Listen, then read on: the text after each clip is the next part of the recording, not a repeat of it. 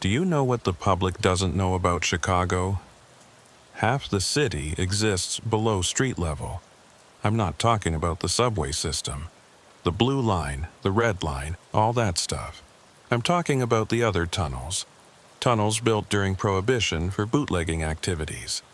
Tunnels they started in the 1940s for subway expansion but supposedly never finished. Freight tunnels built in 1899, flooded in 1992, and supposedly closed. Supposedly. My name is Detective Marcus Washington. I work for the Chicago Police Department's Transportation Division. And when there's trouble underground, I'm the first person they call. Murders, drug dealers using abandoned stations as stashes, suicides. I've witnessed it all. Or rather, I thought I had until the winter of 2019. I'm asking this especially to those watching from Chicago. Tell me, have you noticed that some CTA station doors never open? Have you ever wondered why Lower Wacker Drive feels different at night? You may have heard rumors about people living in the old tunnels. Not just homeless people, but something else. Something that's been there since Al Capone's time? Yes, these aren't just rumors. If you want to learn what Chicago's underground is really like, subscribe, and don't forget to like the channel. Your support is very important to us. But I warn you, once you learn, you will never feel safe in L again. December is a special kind of hell in Chicago. The wind blowing off Lake Michigan cuts you like a knife made of ice, and the posh part of town stays underground. December 2019 was the worst yet. The wind brought a merciless cold, minus 20 degrees, the kind that kills people, especially the homeless who have no shelter. At 5 a.m. on December 10th, Officer Janet Rodriguez called me. I was actually awake that morning, sitting in my apartment on the south side, studying old tunnel maps from the Chicago Public Library archives. My father had worked in construction for the CTA in the 70s, and when he passed away, he left me a bunch of maps and plans. These maps showed routes not found in official city documents. "Mark, we got a situation at Lower Wacker," Janet said, and I could hear the confusion in her voice. "Patrol found a body, but look, you just need to see this. Lower Wacker Drive is already one of the strangest parts of Chicago. A complete street system that runs beneath the regular street level, originally built in the 1920s to handle freight and through traffic. Most Chicagoans avoid it, especially at night. The homeless population knows it well, though. It's warmer than topside, protected from the wind, and the cops usually leave them alone if they don't cause trouble. I arrived at Lower Wacker and North Columbus Drive 20 minutes later. The scene was already taped off, but there were fewer units than there should be for a homicide. I found out why when I saw the body. The victim was dressed like something out of a gangster movie. Pinstripe suit, suspenders, fedora, two-tone Oxford shoes. The clothes looked authentic, not like costume reproductions. But that wasn't the disturbing part. The disturbing part was that the body itself looked fresh. Maybe dead for a day or two, but the clothes were rotting off it like they'd been underground for decades. And the face was all wrong. The features were human but arranged slightly off, like someone had tried to reconstruct a face from memory and gotten the proportions wrong. "What the hell am I looking at, Janet?" I asked, crouching next to the body. "That's why we called you," she said. "You know these tunnels better than anyone. This body, it came from down there." She pointed to a maintenance grate about 20 feet away. It had been pried open from the inside. I walked over to the grate and shined my flashlight down. There was a ladder descending into darkness, and at the bottom, I could just make out a tunnel that wasn't supposed to exist. According to city maps, there was nothing below this section of Lower Wacker except solid earth and maybe some old water pipes. But I could see brick walls down there, old brick, the kind they used in the 1920s. "You run the prints yet?" I asked. That's where it gets weirder, Janet said, pulling out her tablet. Fingerprints match a Thomas Tommy Torino, one of Capone's mid-level guys. But here's the thing. Torino disappeared in 1929. Never found his body. Assumed he got whacked and dumped in the lake. That's impossible. This body's fresh. I know what I'm seeing, Mark, and I know what the prints say. You explain it. I couldn't explain it. But I'd been working the underground long enough to know that Chicago's tunnel system held secrets that went back a lot further than most people realized. During Prohibition, Capone and other bootleggers had built an extensive network of tunnels to move alcohol and hide from the feds. Most of those tunnels were supposedly sealed when Prohibition ended. Supposedly. I'm going down, I said, heading back to the grate. Like hell you are, Janet protested. Not without backup. Then come with me. But I'm going down there. Something brought this body up, and I want to know what. Janet muttered something in Spanish that I'm pretty sure questioned my intelligence. But she followed me to the grate. We descended the ladder into the tunnel I shouldn't have existed, our flashlights cutting through the darkness. The air was different down here. Warmer than it should be, with a strange smell like ozone and something organic, like mushrooms growing in the dark. The tunnel was definitely from the Prohibition era. The brickwork was distinctive, and there were old light fixtures on the walls, though the bulbs had long since broken. But someone had been down here recently. There were footprints in the dust, lots of them, going in both directions. And there was something else, scratches on the walls, like someone had been keeping count of something. Hundreds of marks, maybe thousands, grouped in sets of 5. We followed the tunnel for about 100 yards before it opened into a larger chamber. What we found there made both of us stop dead. The room was set up like a speakeasy from the 1920s. Bar, tables, chairs, even a small stage. But everything was wrong. The proportions were off. Like with the dead man's face. The bar was too tall, the chairs too small, the stage angled in a way that hurt to look at. And sitting at the tables were people, or what looked like people. They were dressed like the corpse above, 1920s clothing, authentic from what I could tell. But they were all wrong in the same way the corpse had been wrong. Features slightly misaligned. Limbs a little too long or too short, movements that didn't quite match normal human motion, and they were all staring at us. Chicago PD, I said, my hand moving to my service weapon. Nobody move. They didn't respond. They just kept staring. Then one of them, a woman in a flapper dress whose neck was about 2 inches too long, smiled. When she did, I saw she had too many teeth. You're early, she said, her voice sounding like it was coming from multiple places at once. The performance isn't until midnight.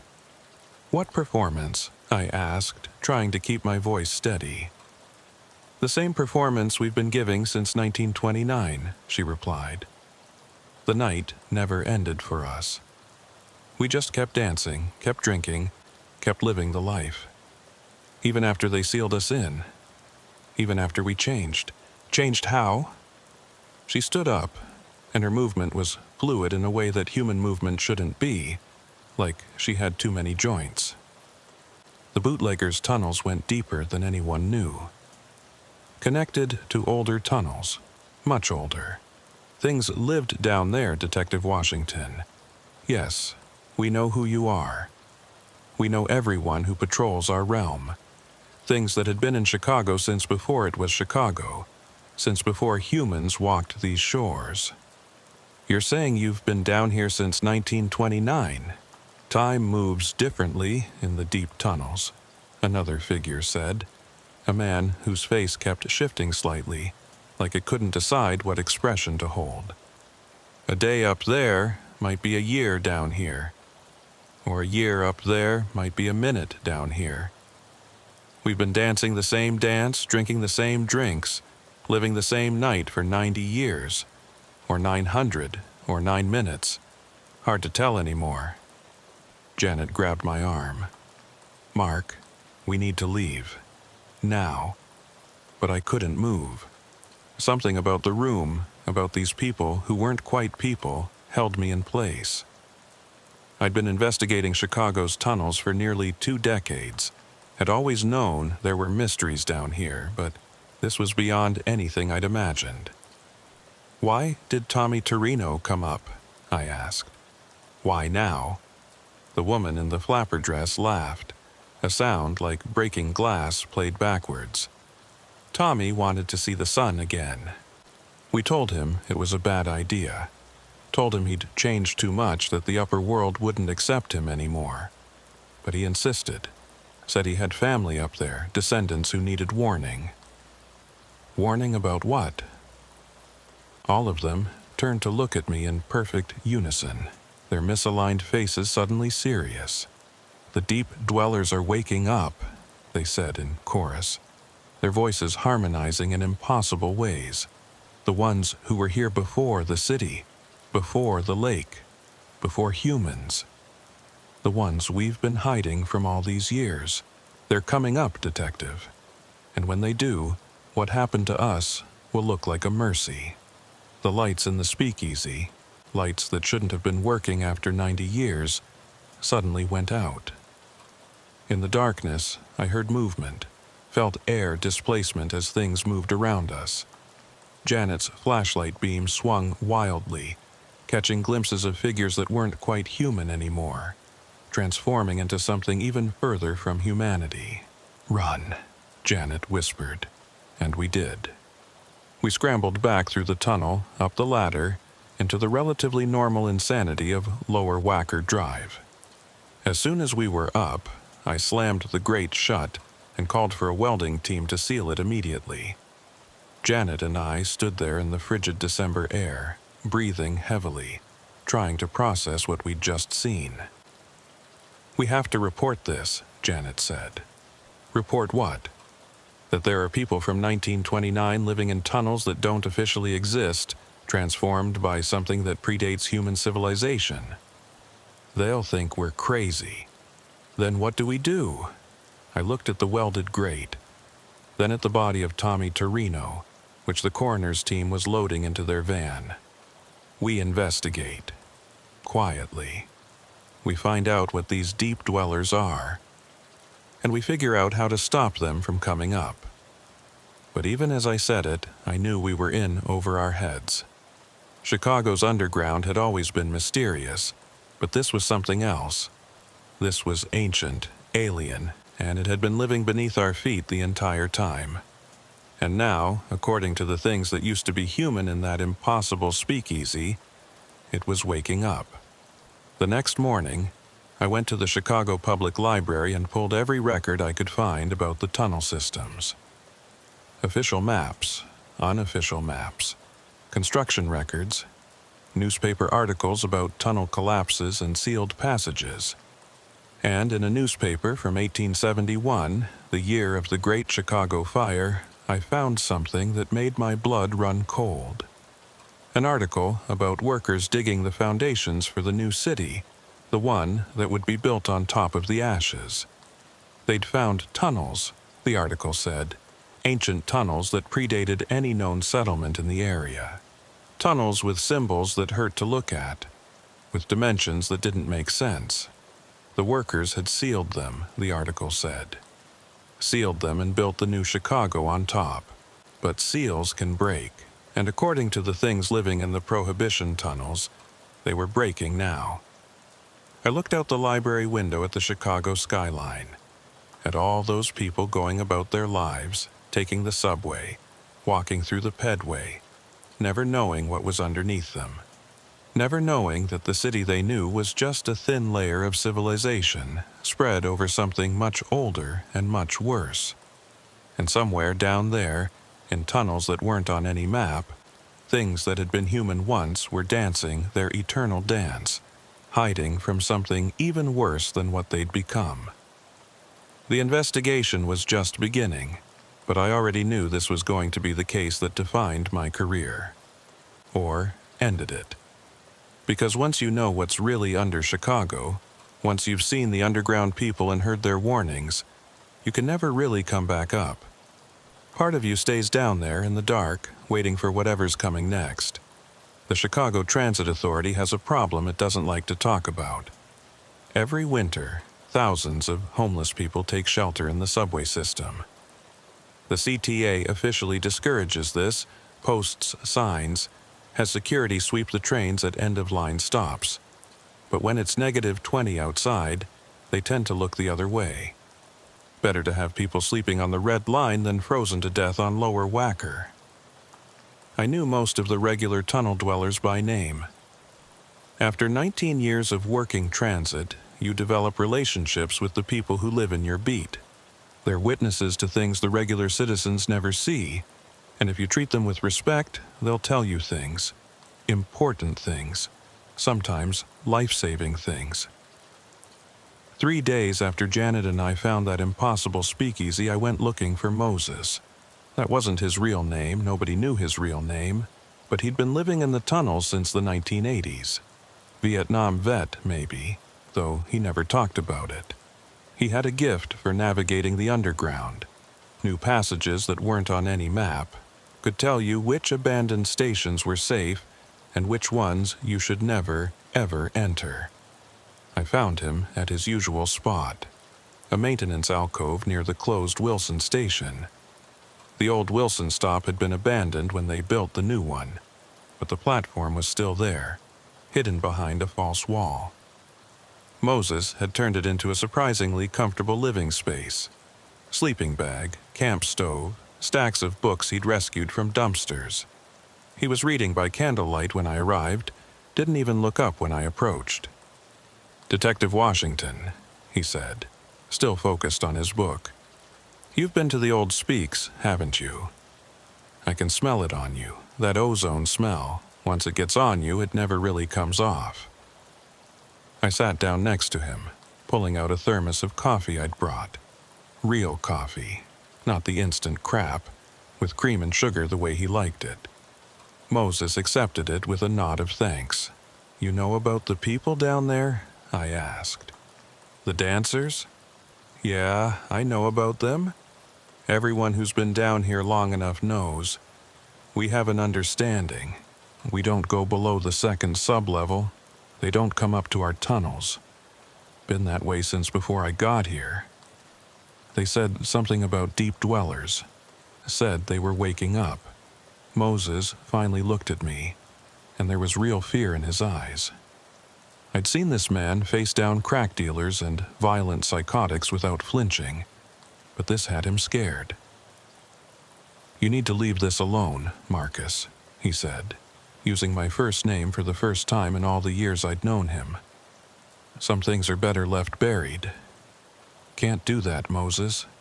People are going to get hurt." He sighed, took a long sip of coffee, and seemed to come to a decision. "You know about the Great Chicago Fire? 1871? Of course.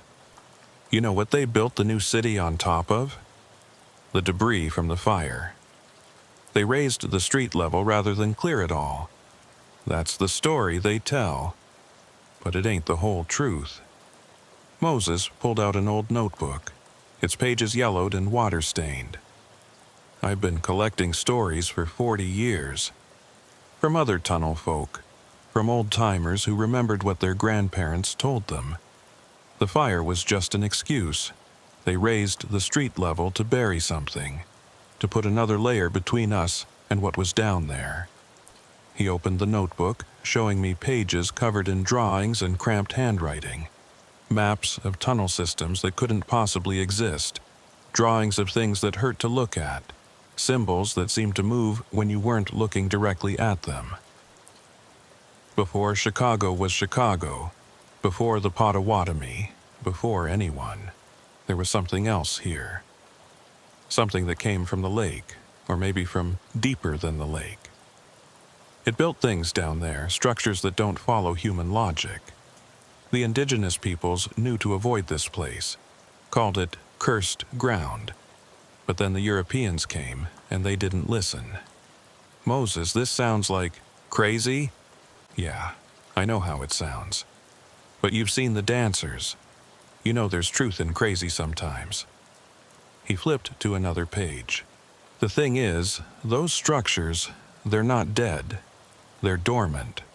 Like they're waiting for something. And every now and then someone digs too deep or builds in the wrong place, and they wake up a little bit. Like in 1929? Exactly like 1929. Capone's boys were expanding their tunnel network, broke through into something older. The story was that it was a gas leak that killed them, but it wasn't gas. It was exposure to whatever's down there. Changes you. Makes you something between human and something else. The dancers, they're the lucky ones. They kept enough of themselves to maintain some kind of existence. Others weren't so fortunate. How many others? Moses shrugged. Hundreds? Thousands? Every time the city expands the subway system, they break through into old spaces. Sometimes workers disappear. Sometimes they come back changed. CTA covers it up, says it's accidents, gas leaks, cave-ins. But we know better. We can hear them sometimes, in the deep tunnels, scratching at walls, trying to remember what they used to be. A train rumbled past in a nearby tunnel, and we both fell silent until it passed. In that silence, I heard something else, a rhythmic tapping from somewhere below us, Morse code maybe, or just the settling of old infrastructure. But Moses heard it too, and his face went pale. "They're getting bolder," he whispered. "Used to be they'd only tap at night. Now they're doing it during the day too. Who's they? The changed ones. The ones who went too deep and came back wrong. They're trying to communicate, but they don't remember how language works anymore. They just tap, hoping someone will understand." I pulled out my phone and started recording. "Moses, I need you to tell me everything. Every story, every sighting, every strange thing you've heard about in the last 40 years. He laughed, but there was no humor in it. "That'd take weeks, detective. But I'll tell you the important part. About 6 months ago, something changed. The tapping got more organized. The changed ones started moving in groups instead of alone. And new tunnels started appearing, tunnels that weren't there before, that shouldn't be possible. New tunnels. Yeah. You know how I know every passage down here? Well, I don't anymore. There are connections now that didn't exist last year. Passages that lead to places that ain't quite here. You go down them, you might come out somewhere else in the city, or somewhere else. Time doesn't work right in those tunnels. Have you been in them? Once. Followed a passage near the old Washington station. Should have led to the Blue Line tunnel. Instead, I came out in what looked like Chicago but wasn't. The buildings were wrong, the sky was the wrong color, and the people..." He shuddered. "The people weren't people. They looked like people from a distance, but up close, they were like those dancers you saw. Features all wrong, movements too fluid, and they all turned to look at me at the exact same time, like they were controlled by one mind. What did you do?" "Ran like hell back the way I came. Sealed that tunnel with concrete blocks I stole from a construction site. But there are others, more every week. It's like something's trying to connect our Chicago with another Chicago, one where things went different, where whatever's in the deep won." My phone buzzed with a text from Janet. "Another body at Lower Wacker. You need to see this." I stood to leave, but Moses grabbed my arm. "Detective, you seem like a good man. You actually give a damn about us tunnel folk. So I'm going to give you some advice. Get yourself some old silver. Real silver, not that plated crap. The changed ones don't like it. And if you have to go into the deep tunnels, never go alone, never go without telling someone exactly where you're going, and never, ever follow the music." What music? You'll know it when you hear it. Jazz from the 20s, but played wrong. Like the instruments are made of things that shouldn't exist. That's how they lure people down. Promise of a party that never ends. Drinks that never run out. Dancing until the end of time. But once you join that party, you can't leave. You become part of it. Forever. I thanked Moses and headed back to Lower Wacker. The body Janet had called about was in the same spot as Tommy Torino, but this one was different. It was wearing modern clothes, a North Face jacket, Nike shoes, clothes that couldn't be more than a year or two old, but the body itself was mummified, like it had been dead for decades. ID? I asked Janet. Kevin Chadwick, age 23. Get this, he was reported missing yesterday. His roommate said he went to explore some abandoned tunnels for his urban exploration YouTube channel. Posted his last video 6 hours ago. That's impossible. This body's been dead for years. I know, but watch this. Janet pulled out her phone and showed me a YouTube video. It was Kevin Chadwick, clearly alive, exploring what looked like a maintenance tunnel. The timestamp showed it was us, uploaded 6 hours ago, just like she said. But in the background, barely visible, were figures in 1920s clothing, watching him from the shadows. There's more, Janet said, fast-forwarding the video. Listen to this. Kevin's voice came through the phone speaker. Guys, I found something incredible down here. There's music coming from deeper in the tunnel. Sounds like jazz. I'm going to check it out. The video continued as he went deeper, the jazz music getting louder. But Janet was right. It was wrong. The instruments sounded off, like they were being played in frequencies that human ears weren't meant to hear. And then the video cut to black. When it came back, Kevin was at the party. The same speakeasy Janet and I had found, but now it was full of people. Hundreds of them, all dancing, all wrong in that same unsettling way. This is amazing, Kevin said to the camera. It's like stepping back in time. These people say they've been having this party since 1929. They invited me to join them. How cool is that? The last frame of the video showed Kevin accepting a drink from the woman in the flapper dress I'd seen before. Then nothing.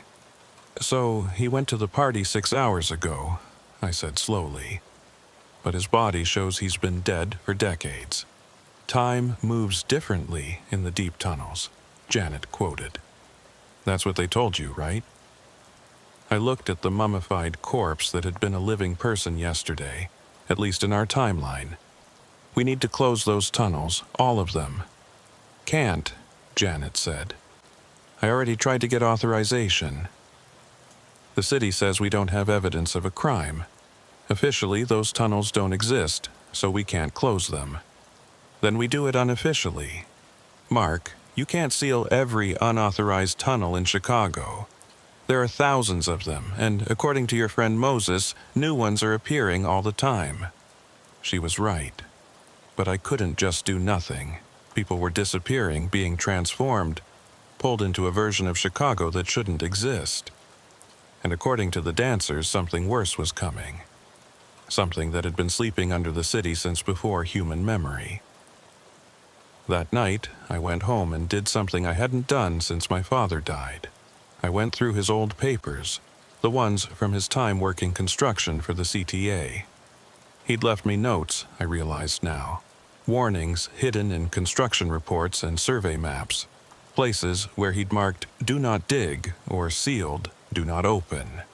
He'd known. Somehow, he'd known about the things under Chicago. One paper stood out. A hand-drawn map of the loop, but showing tunnel systems that weren't on any official documentation. At the bottom, in my father's handwriting, the city below has its own agenda. It's patient, but it's not passive. When you work underground long enough, you realize Chicago isn't one city. It's dozens, all stacked on top of each other, all existing in the same space but different times. The trick is making sure they stay separate, because if they ever fully connect. He hadn't finished the sentence, but I understood. If all the versions of Chicago, all the different timelines and possibilities ever fully merged, our reality would collapse. Or worse, be overwritten by something else. My phone rang. It was Moses. "Detective," he said, and his voice was shaking. "Something's happening. All the tunnel people are leaving, every one of them. They're all heading topside, saying the underground isn't safe anymore." What triggered it? "The music, Detective. The jazz music. It's not coming from one spot anymore. It's everywhere. Every tunnel, every abandoned station, every maintenance shaft. The party isn't staying in one place, it's spreading. And the changed ones, they're following it up." I looked out my window at the Chicago skyline, at all those lights representing millions of people who had no idea what was happening beneath their feet. The city below was rising, bringing its impossible architecture and transformed inhabitants with it. The barrier between our Chicago and the other Chicago was breaking down, and I was probably the only cop in the city who knew enough to even try to stop it. By midnight, the exodus from the tunnels was complete. I'd never seen anything like it.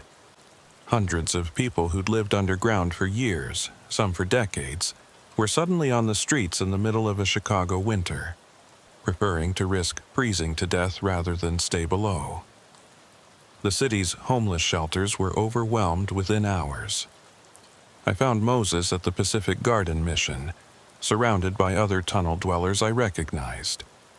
They all had the same look, the hollow-eyed stare of people who'd seen something that had broken their understanding of the world. "Show me," I said to Moses. "Show me what made everyone leave." He shook his head. "You don't want to see it, Detective. I need to." He looked at the others, seemed to have a silent conversation with them, then stood up. "All right. But we go armed, we go with backup, and the moment I say we leave, we leave. No questions, no hesitation." I called Janet, and she brought 2 other officers I trusted, Mike Kowalski from the night shift and Sarah Kim from Special Operations. Both had worked weird cases before, both could handle seeing things that didn't fit into normal reality. We met Moses at the Roosevelt station, closed for maintenance, which meant it was empty except for us. Moses led us down through a maintenance hatch into the service tunnels. These weren't the public areas of the CTA, but the working guts of the system. Narrow passages lined with pipes and cables, lit by harsh fluorescent lights that flickered more often than they stayed steady. We descended 3 levels, then 4, going deeper than I'd known the system went. "The CTA only admits to 3 sub-levels," Moses said, reading my thoughts. "But there are at least 7, maybe more. The deeper you go, the older the construction, and the stranger things get. At the 5th level, the modern concrete gave way to older brick. At the 6th, the brick gave way to stone blocks that looked ancient, covered in symbols that hurt to look at directly. The air was thick and warm, despite being so far from any heating system. And there was that smell again, ozone and something organic, like mushrooms or decay." "Listen," Moses whispered. We all stopped, and I heard it. Jazz music, just like in Kevin Chadwick's video, but coming from everywhere at once. The walls themselves seemed to be vibrating with it, a rhythm that didn't match any time signature I knew. And underneath the music, voices. Hundreds of them, maybe thousands, all talking and laughing and singing along to songs that had been popular almost a century ago. "It's not just from the speakeasy anymore," Moses explained. "It's like the party has infected the tunnels themselves. Every abandoned space, every sealed chamber, every forgotten maintenance room. They're all hosting the same party now, all at the same time." We continued deeper, and that's when I saw them. The walls were changing. Not all at once, but in flickers. like reality was stuttering. One moment it was a normal tunnel wall, the next it was decorated with Art Deco designs that shouldn't exist, then back to normal. The fluorescent lights would flicker and become gas lamps, then electric bulbs from the 1920s, then back to fluorescent. The merge, Moses said. The different Chicagos are bleeding into each other. We turned a corner and found ourselves in an impossible space. It was simultaneously a modern CTA maintenance tunnel and a 1920s speakeasy and something older, something that predated human architecture. The walls shifted between concrete, brick, and something that looked organic, like it had been grown rather than built. People moved through the space, but they existed in different time periods simultaneously. I saw a CTA maintenance worker from 2019 walk past a flapper from 1929, neither acknowledging the other. Jesus Christ, Mike muttered, raising his weapon instinctively. Don't, Moses warned. Don't interact with anything. We're observers here, nothing more. The moment we engage, we become part of it. But it was too late. Sarah had seen something, someone she recognized. Dad? She said, stepping forward. An older Korean man in a 1950s suit turned to look at her. He had Sarah's eyes, her nose, but he was clearly from a different era. Sarah? He said, his voice carrying across the decades. Is that you? But you're not born yet. How can you be here? Sarah, don't, I warned. But she was already moving toward him. The moment she touched him, everything went wrong. The stuttering between realities became a full seizure. The walls shifted rapidly between states. Modern, 1920s, ancient, alien. The people in the space all turned to look at us. Hundreds of faces from different time periods all focusing on us with the same expression of hungry curiosity. Run, Moses shouted. We grabbed Sarah, who seemed dazed, and ran back the way we came. But the tunnels were changing around us. Passages that had been straight were now curved. Doors that had been on the left were now on the right. The jazz music got louder, more insistent, and I could feel it trying to get into my head, trying to make me want to stop running and join the eternal party. Behind us, I could hear them following. Not running, but walking in that terribly wrong way the dancers moved, like they had too many joints or not enough. And they were singing, all in perfect harmony, despite being from different time periods. Come back, the party's just begun, dance with us, until the rising sun. But the sun never rises in the underground, where the lost souls dance and are never found. We burst through a door and found ourselves not in the maintenance tunnel we'd entered from, but in an active CTA station. Except it was wrong. The signs were in English, but the letters were arranged in ways that didn't make sense. The people waiting for trains looked normal from a distance, but up close, their faces were like the dancers. Features slightly off, expressions that didn't quite work. This isn't our Chicago, Janet whispered. No, Moses agreed. We've slipped sideways. We're in one of the other Chicagos now. A train pulled into the station, but it wasn't a modern CTA train. It was older, Art Deco in design, but also somehow newer, made of materials that didn't look quite right. The doors opened, and the conductor leaned out. He had a human body, but his head was something else, something with too many eyes and not enough face. All aboard for the loop, it said in a voice like grinding metal. Next stop, 1871. Change for connections to 1929, 1968, and 2045. 2045? Sarah said, still dazed. But that hasn't happened yet. All times exist simultaneously in the deep city, Moses explained. Past, present, future. They're all happening at once down here. That's what the merge means. All the possible Chicagos, all the different timelines, all trying to exist in the same space. We backed away from the train, but more of the changed ones were coming from the tunnels behind us. We were trapped between the impossible train and the pursuing dancers. That's when I remembered what Moses had told me about silver. I pulled out my father's old pocket watch, real silver, a family heirloom. I held it up, and the changed ones recoiled, their wrong faces contorting in pain or fear. "Everyone, show them something silver!" I shouted. Janet had a silver cross necklace. Mike had silver cufflinks he'd worn to court that morning and forgotten to change. Sarah, still dazed, pulled out a silver ring.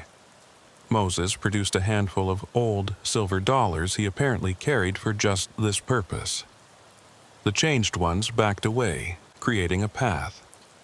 We ran through it, Moses leading us through a door marked "Authorized Personnel Only" that definitely hadn't been there before. We found ourselves in a narrow service tunnel, but this one felt right. Modern concrete, normal fluorescent lights, no jazz music. "Keep moving," Moses said. "We're not safe yet." We climbed service ladders, ran through maintenance tunnels, always going up, always toward the surface.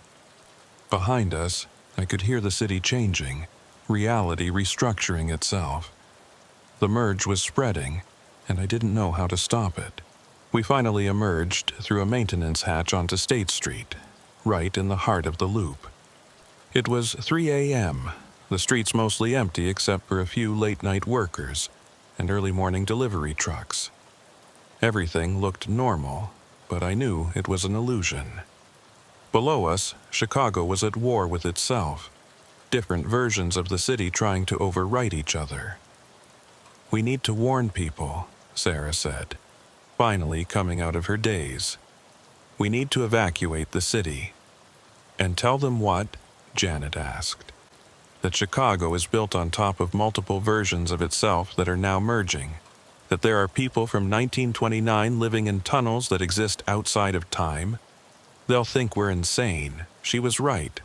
But we had to do something. The merge was spreading, and eventually it would reach the surface. When it did, our Chicago might not be the version that survived." "My father knew about this," I said, pulling out my phone to photograph the notebook Moses still carried. "He left warnings. There must be others who know, others who've been preparing for this." Moses nodded. "There's a network. People who've encountered the deep city and lived. Architects who've designed buildings to contain it. Engineers who've reinforced the barriers. They've been working in secret for decades, trying to keep the different Chicagos separate. How do we contact them?" "I know someone," Moses said, "but she won't be happy to hear from me." We had a falling out years ago when I told her the containment approach was doomed to fail. "What did you think we should do instead?" Moses looked at the street beneath our feet, as if he could see through to the chaos below. "Integration. Except that Chicago is multiple cities occupying the same space. Learn to live with it instead of fighting it. But that would mean accepting that reality isn't what we think it is. That our Chicago is just one of many possibilities and not even necessarily the real one." A manhole cover nearby started to rattle. Then another, all along State Street. The jazz music was faint but audible, rising from below. The merge was coming to the surface.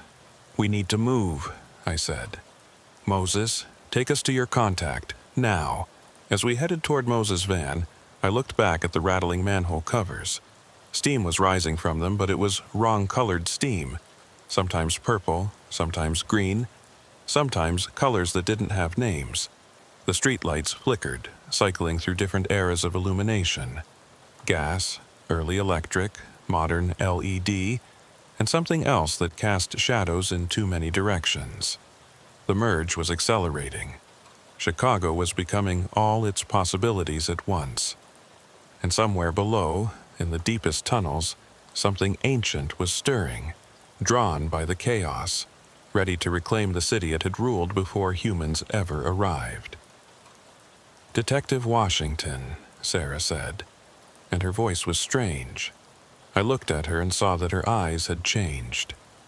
One was still brown, normal, but the other was the milky white of someone who'd been dead for days. "I can see both Chicagos now, the one where we survived this, and the one where we don't. Want to know which one is more likely?" I didn't answer. I was afraid I already knew.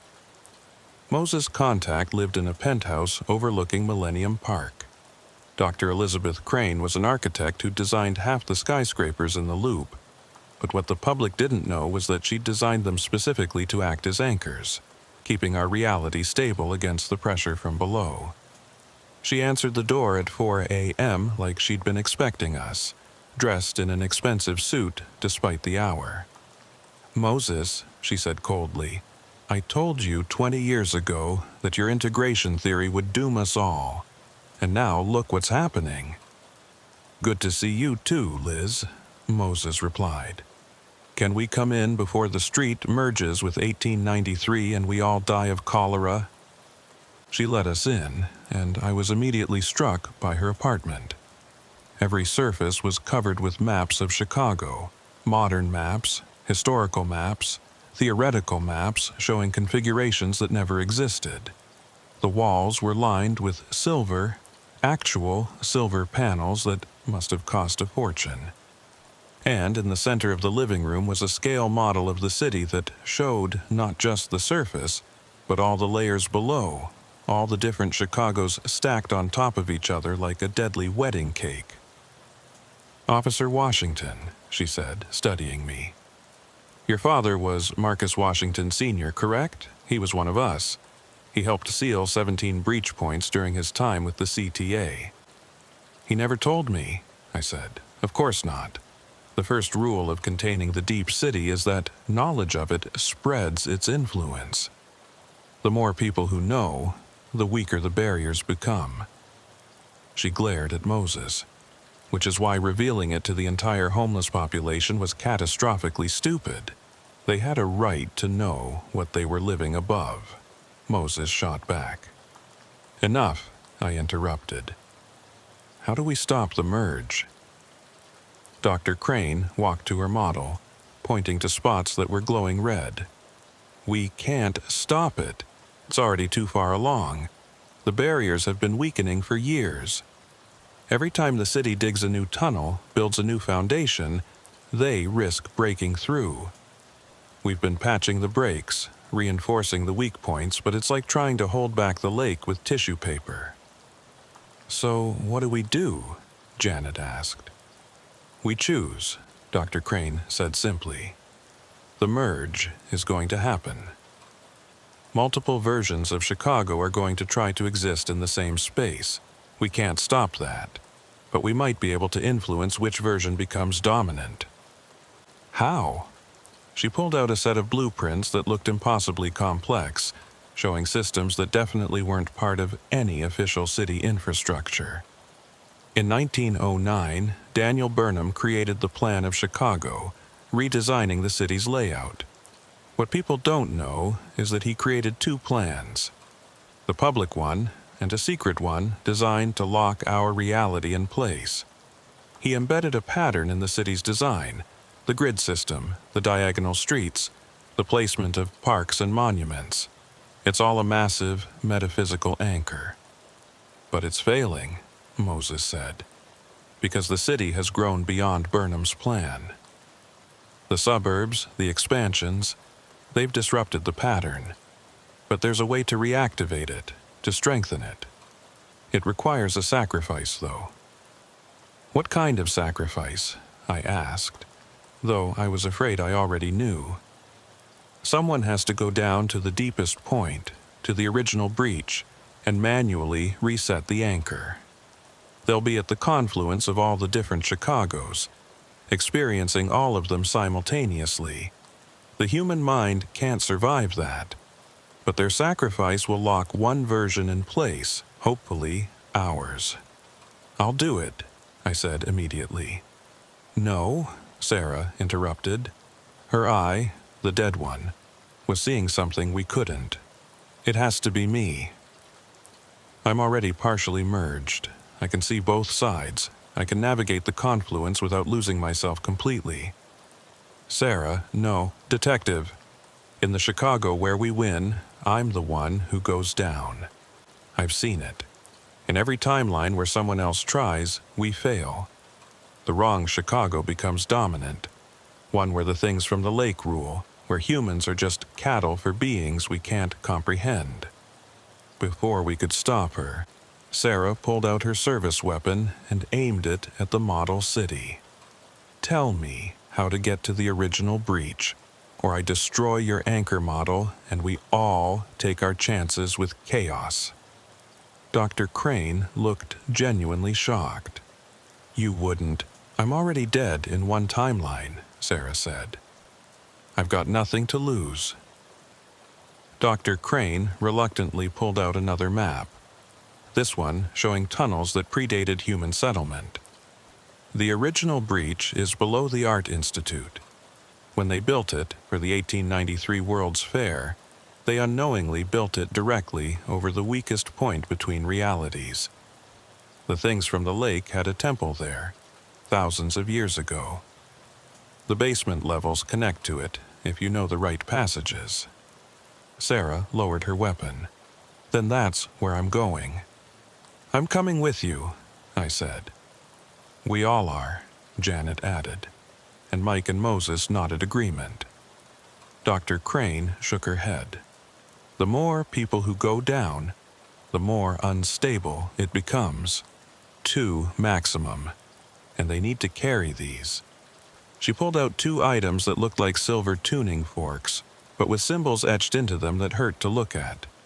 Strike these at the center of the original breach.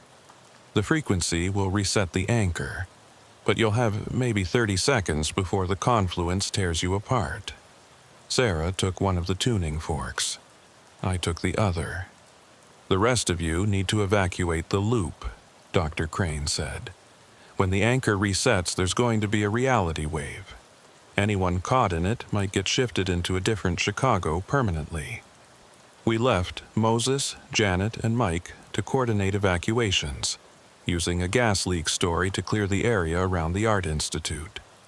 Sarah and I descended into the basement of the museum just as dawn was breaking. The contrast was surreal. Above us, priceless works of art celebrating human creativity. Below us, tunnels leading to something that predated and might outlast humanity. The museum's sub-basement connected to the old freight tunnels, the ones that had flooded in 1992. They were supposedly sealed, but we found a maintenance hatch that had been recently opened. The metal was twisted like something had forced its way through from below. We descended into darkness, our flashlights barely penetrating the gloom. The walls down here were older than anything that should exist in Chicago. Massive stone blocks covered in symbols that seemed to writhe when you looked at them directly. The jazz music was everywhere now, but underneath it was something else, a rhythmic pulsing like a massive heartbeat. That's it, Sarah said, her dead eye seeing something I couldn't. The heart of the deep city. The thing that was here before Chicago, before humans. It's waking up because of the merge.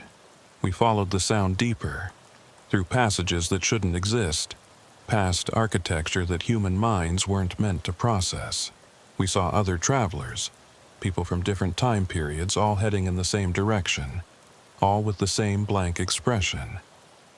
They didn't seem to see us, or maybe we didn't exist in their version of Chicago. Finally, we reached it, the original breach. It was a vast chamber, impossibly vast to exist beneath the city without anyone knowing. The walls curved in ways that hurt to follow with your eyes, and the ceiling. There was no ceiling. Looking up, I could see all the different Chicagos layered above us. The modern city, the 1920s city, the burned city of 1871, the swamp before the city, and something else, something alien with buildings made of organic matter and streets that flowed like water. In the center of the chamber was the temple Dr. Crane had mentioned. It wasn't built by humans. The proportions were wrong, the angles impossible. It looked like it had been grown rather than constructed, all curves and organic shapes that suggested something aquatic. And at its heart was a pool of water that reflected not the chamber we were in, but somewhere else entirely. Through it, I could see things moving, vast things that lived in the deep waters of Lake Michigan, or perhaps in a Lake Michigan that existed in a different reality. "The tuning forks," Sarah said. "We need to strike them at the same time, right at the edge of the pool." We approached the temple, but the closer we got, the more reality began to break down. I could see multiple versions of myself, one in my police uniform, one in 1920s clothing, one in furs like the indigenous peoples who'd lived here before European settlement, and one that wasn't quite human anymore, that had been changed by exposure to whatever was in that pool. "On 3, Sarah said, raising her tuning fork. "Wait," I said. "Sarah, what happens to you?" "Your eye, the merge, I die," she said simply. "In every timeline where we succeed, I die. But everyone else lives. Chicago survives. Maybe not unchanged, but it survives. There has to be another way. There isn't. I've seen them all. This is the only path where humanity keeps Chicago." She smiled sadly. "Tell my family I died in the line of duty. Just maybe don't tell them the specifics." Before I could protest further, she struck her tuning fork. The sound it made wasn't heard so much as felt, vibrating through every bone in my body. I struck mine a fraction of a second later, and the two tones harmonized in a way that made reality itself ring like a bell. The effect was immediate. The multiple Chicagos began to separate, pulling apart like oil and water. The jazz music turned to screaming as the changed ones were pulled back to their own timeline. The temple began to collapse, or maybe it was ungrowing, returning to whatever dimension it had come from. Sarah's body began to flicker, existing in multiple states at once. She was alive, she was dead, she was something in between. But she held her position, keeping the tuning fork vibrating even as her very existence unraveled. "Go!" she shouted, her voice coming from multiple versions of herself.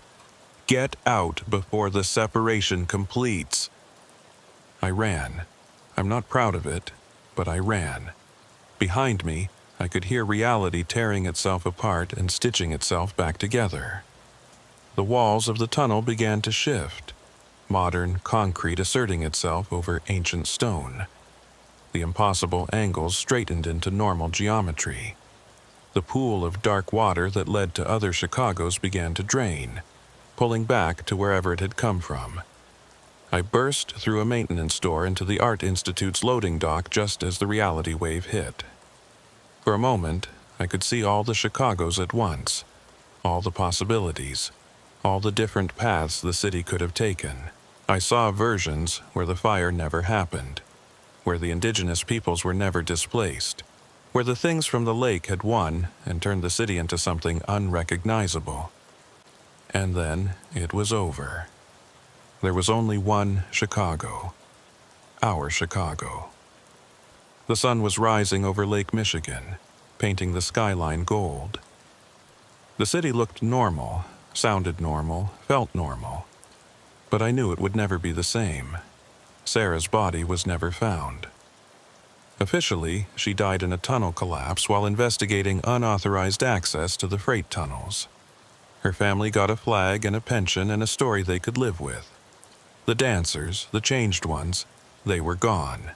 The tunnels below the city were just tunnels again. Dark, dangerous, but not supernatural. The homeless population slowly returned underground, though many reported that some passages that used to exist were now solid walls, and new passages had appeared that hadn't been there before. Moses disappeared the day after the reset, left a note saying he was going to explore the new configuration of tunnels, map what had changed. That was 2 years ago. Sometimes other tunnel dwellers report seeing him, always in the distance, always going deeper. They say he looks different now. Not changed like the dancers, but like someone who's seen too much truth and can't quite fit back into normal reality. Dr. Crane still maintains her vigil, monitoring the city for signs of new breaches. She says the reset will hold for maybe a century, maybe less. Eventually, the barriers will weaken again. The different Chicagos will start to bleed into each other, and someone will have to make Sarah's choice again. As for me, I still work transit police. I still patrol the tunnels. But now I know what's really down there, in the deepest places where the city's foundation meets something older. I know that Chicago isn't just a city. It's a battlefield, a constant struggle between our reality and others that would overwrite us in a heartbeat.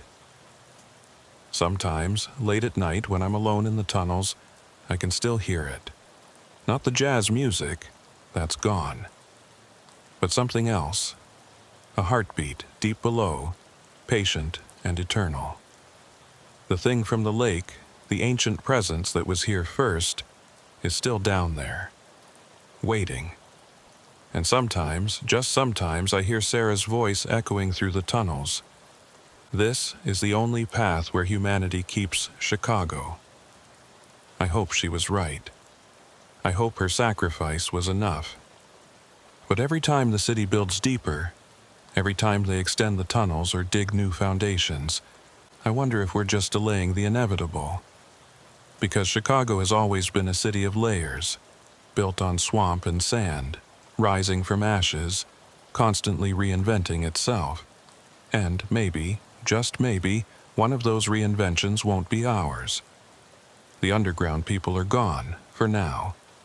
But the underground itself remains. And it remembers. It always remembers. Detective Marcus Washington continues to serve with the Chicago PD Transit Division. He has received multiple commendations for his service, but refuses all promotions that would take him away from tunnel patrol. The Art Institute of Chicago reports no unusual activity in its sub-basements.